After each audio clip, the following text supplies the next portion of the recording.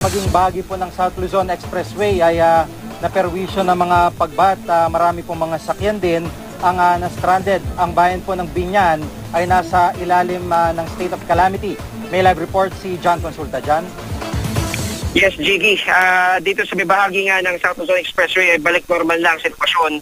Pero sa malaking bahagi ng Biñan, Laguna ay ramdam pa rin ang dilubyong dinulot kahit ito parokopit ng habagat mula pa kahapon hanggang ngayong araw.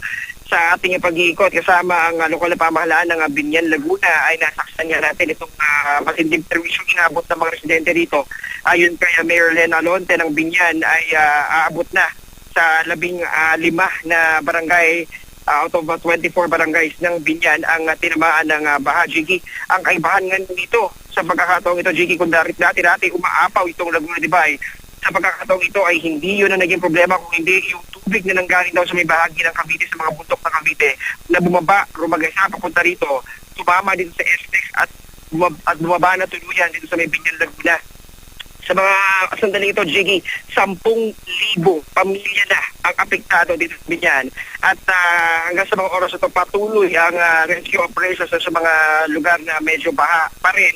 At sinisikap kayo ng lokal pamahalaan na masuportahan itong mga stranded at mga evacuees sa lugar ng, dito sa bahagi ng Biñan, Laguna. Yan muna latest mula pa rin sa Biñan. Balik sa iyo, Jiggy. Maraming salamat, John Consulta.